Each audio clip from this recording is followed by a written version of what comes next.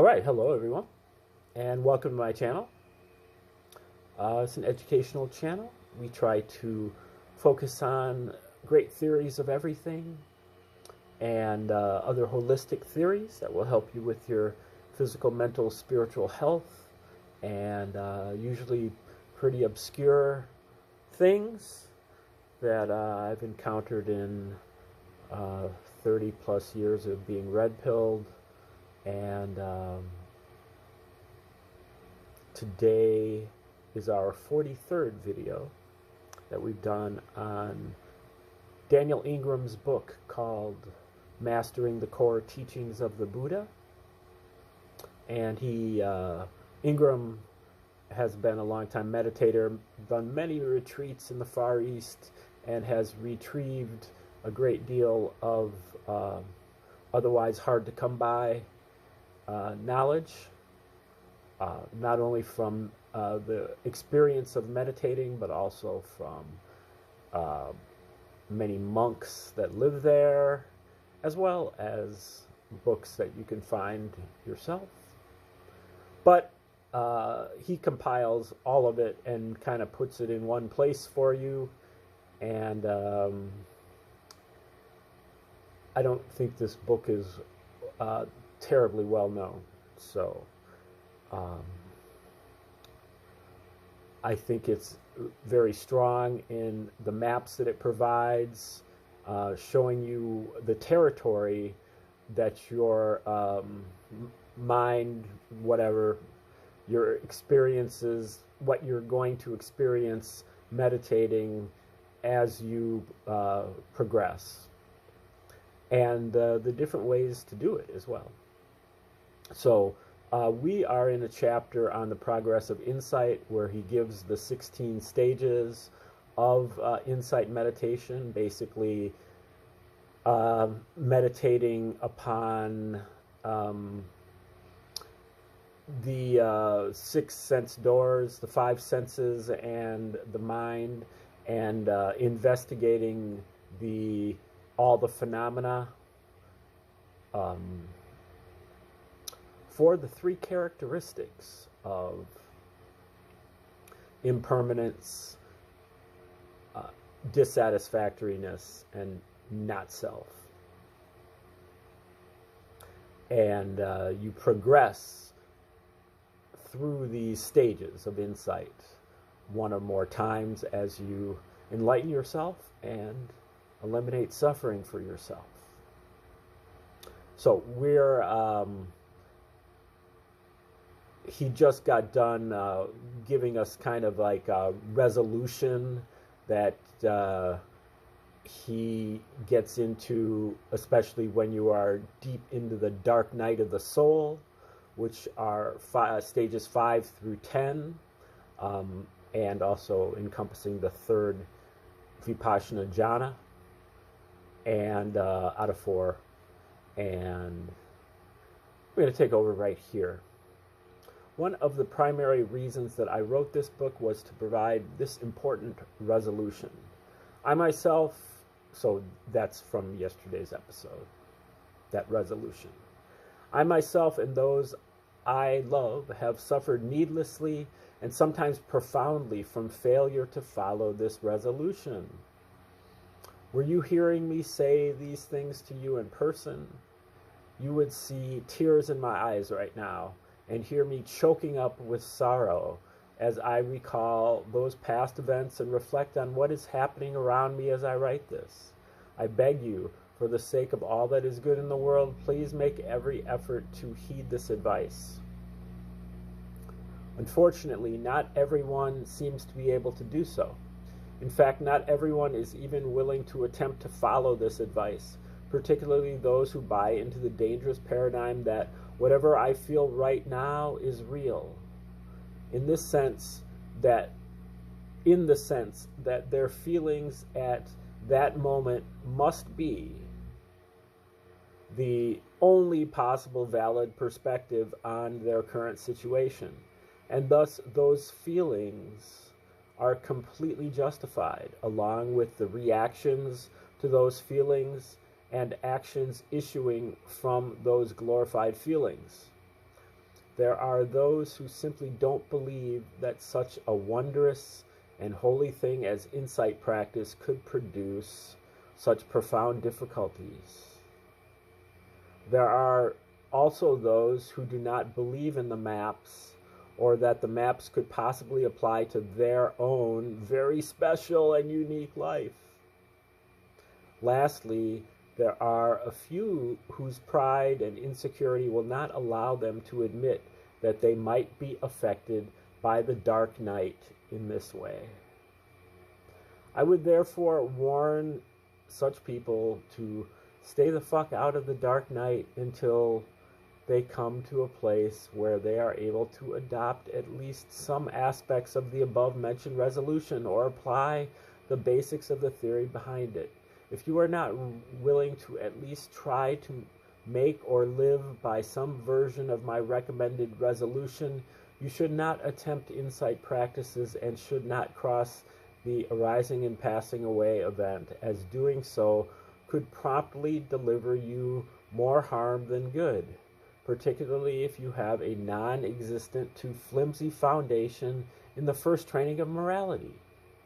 I write about these stages much more as a lifeline to those readers who are currently in them than as some temptation to those who are not and who are not ready for them yet. I take this as a calculated risk, realizing that some will not realize they are not ready for these practices and will do them anyway.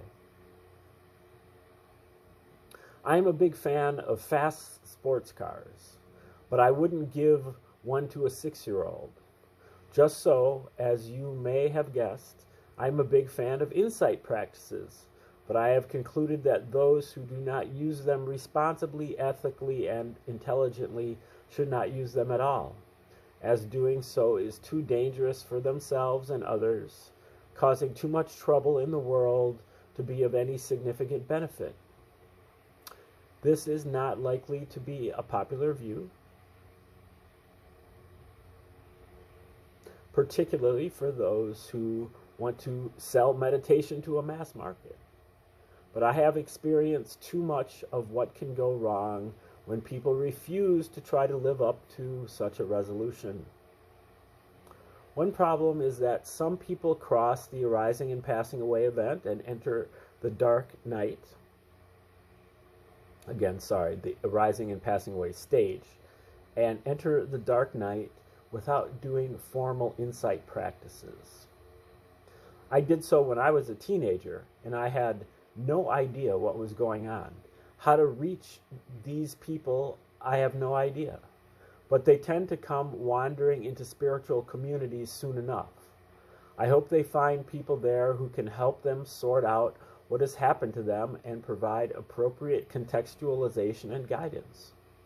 In my naive dreams, I imagine that one day there will be training on the maps and basic, generic, non-sectarian, attentional, contemplative, and meditative development in elementary school, just as we learn about biology and math, such that it would be just another ordinary, accepted, standard part of human educational curricula. Then everyone would know these stages for the ordinary, natural human things they are. We are clearly a long way from that now, but hopefully a few who run into this spiritual technology will help spread it and help people who have crossed the arising and passing stage to recognize it and handle it properly. Here's an analogy that arose in conversation with Dr. Willoughby Britton. Imagine if we didn't tell pre-adolescent females about menstrual periods, because somehow society in general had totally missed a pattern in which somewhere around their teenage years, females started having approximately monthly episodes of vaginal bleeding, cramping, and mood instability.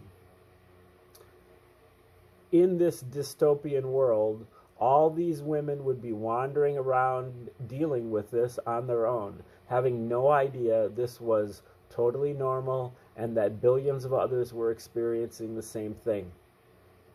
A very similar analogy can be constructed relating to pregnancy. Imagine if women didn't know about pregnancy and labor pains. So they start having sex, it feels good, and then they start to gain some weight, then feel these strange movements in their enlarging abdomen, and all of a sudden they start having these horrific pains that feel like pooping out of a bowling ball that's going to split their pelvis in half. That's stressful enough without having no idea what the hell is going on, or that you are having a baby. The dark night is like that for most people who go through it. They started meditation to gain relief, or just paid enough attention to their ordinary daily life to cross the arising and passing, hit the dark night, and are now like a pregnant woman who doesn't know what pregnancy is or what caused it. That same exact situation is what's happening globally with the arising and passing to dark night cycle, which is a strangely common part of human attentional development. How many people have crossed the arising and passing stage and entered dark night territory? I have no idea, but I do know that the number is vastly higher than what most people would think, as most people have never even heard of this basic human progression of cultivated attention and its accompanying side effects. In the circles in which I run, the percentage is high. If you are reading this book, then it is likely to have happened for you, as reading a book like this and getting this far into it is the sort of thing that people above the arising and passing event or stage are much more prone to do. I rarely pull out the physician card in this meditation business, but I am pulling it now and throwing it down hard on the table. As a physician and trained scientist, I know as understandable, undeniable fact that the cycles of insight are an innate part of human development, occur on a broad scale, and cause profound physiological and psychological effects in significant numbers of people.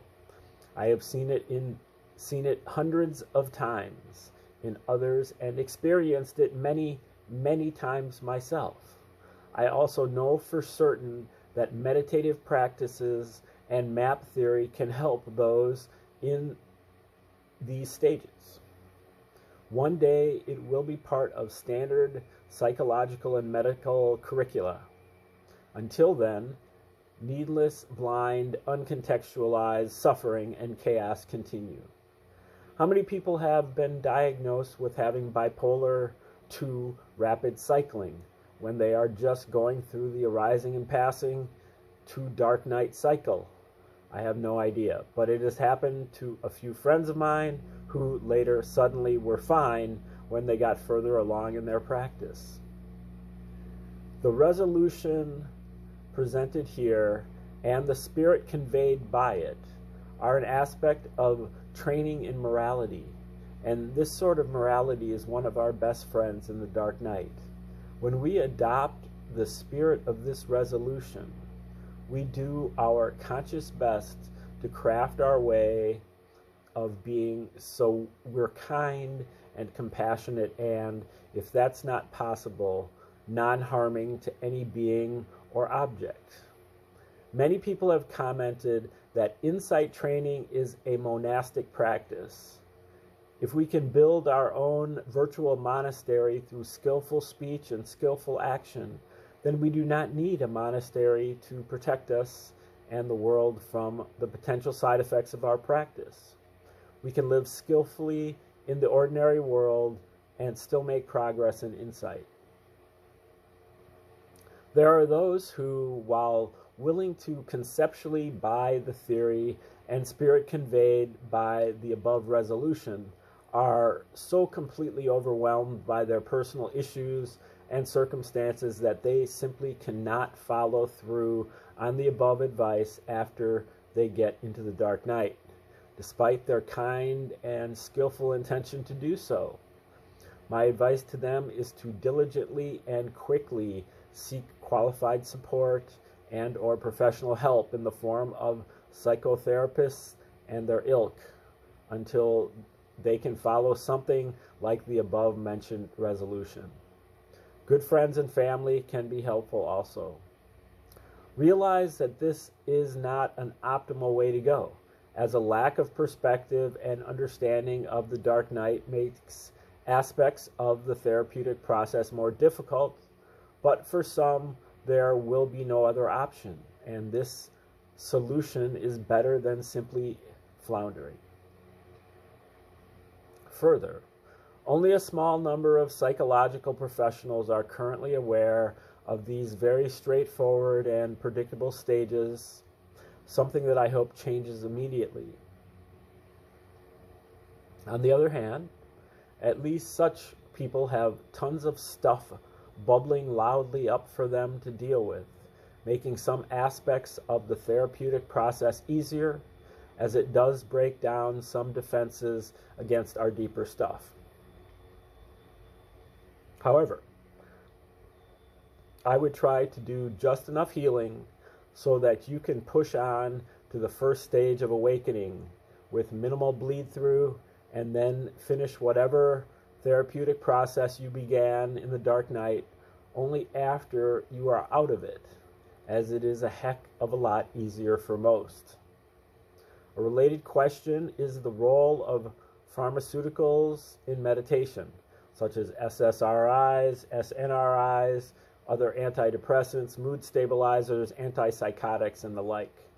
Reports from the field so far have been mixed. Unfortunately, we have nothing like enough data at this point for definitive recommendations. Hopefully, someone soon will do that science and try to sort out what optimal blend of meditation and medication helps various populations best in the dark night. Unfortunately, you and your prescriber will have to do your own personal experiment and hope for the best.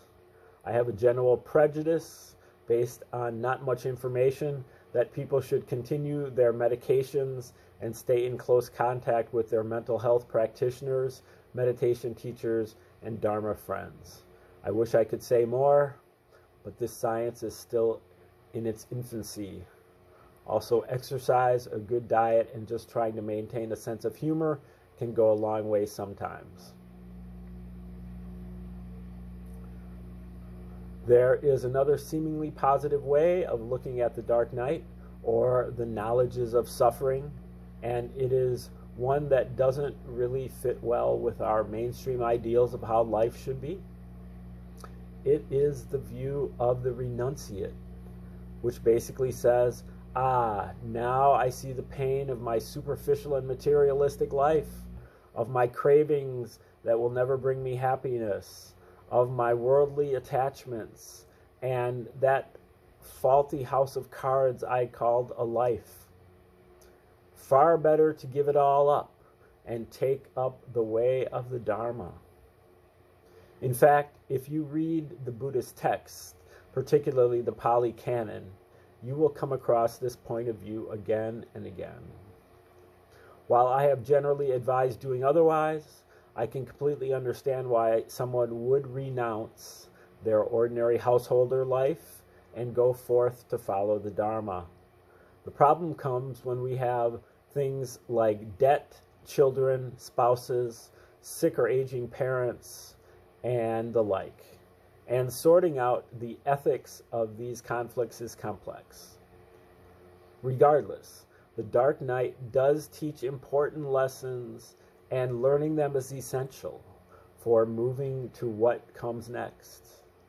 These lessons do not require specific lifestyle choices for mastery, though the dark night does tend to call like a siren to people to make radical renunciate lifestyle choices.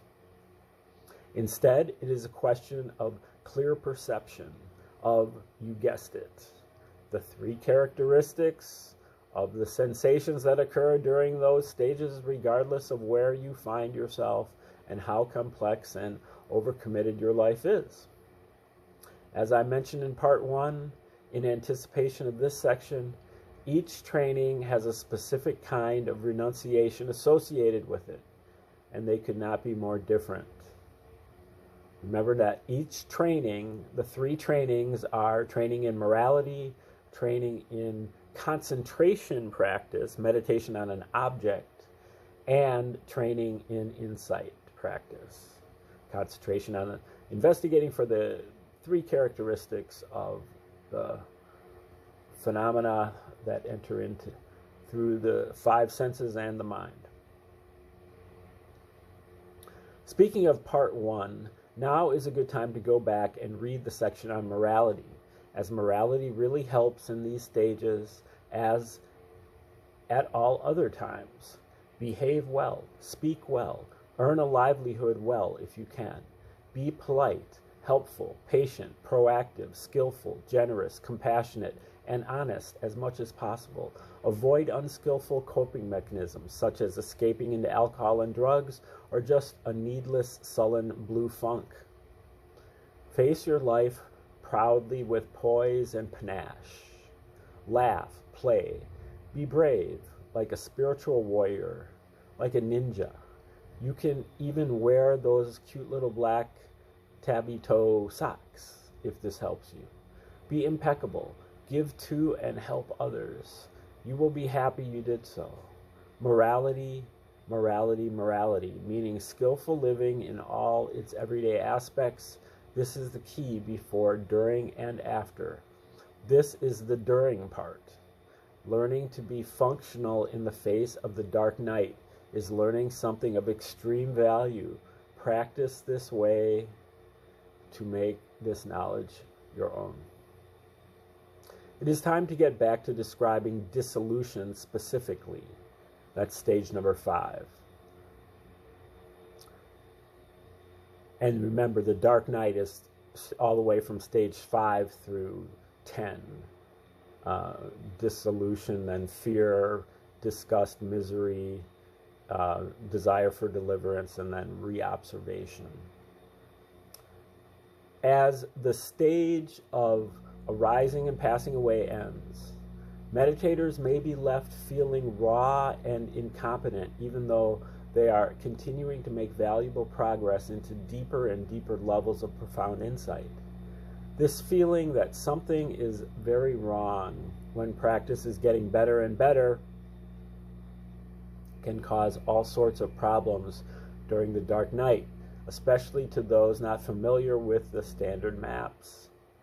On the other hand, for those who found the arising and passing territory disconcerting, such as those who endured unpleasant kundalini experiences, having come through to dissolution can seem a welcome relief. Some will stop practicing here as they feel they have released the kundalini and so are done for the time being. Their body is no longer tense. The weird energetic experiences are gone. The strange movements have stopped. No lights or images are arising. Motivation may fall away. The fireworks have finished. Dissolution feels like a very natural place to stop practicing. The only problem being that the later stages, fear and the rest, follow it soon enough even if we stop, though less intense practice leads to a less intense, perhaps more diluted, if often prolonged, dark night. However, those who wish to keep doing formal practice may find dissolution frustrating, whereas just one stage ago they could sit for hours and perceive the finest vibrations of reality in exquisite detail. Now reality appears to be slipping away, out of focus, vague, and hard to get a handle on. Whereas we may have had stellar posture in the arising and passing, now we go back to being run-of-the-mill mortals. Images of the body may become vague or even seem to disappear completely, similar to that which happens in formless realms, but without the clarity. Practice is likely to be more difficult, and we may experience pain from sitting that was basically completely absent during the previous stage. This can be extremely frustrating for those who don't know that this is normal, and the desire to recover a fading past can greatly interfere with being present. In the face of these difficulties, I highly recommend noting practice. It may seem like backsliding to those of us who abandoned noting during the glory of the arising and passing stage when our minds were way too fast to formally note all that we could perceive. But the spiritual path is not a linear one. In the face of dissolution and the stages that follow, noting practice can be very useful and powerful. Additional notes to add at this point include things such as vague, dissolving, vanishing, or Shinzen Young's famous gone, for when things disappear again and again in dissolution.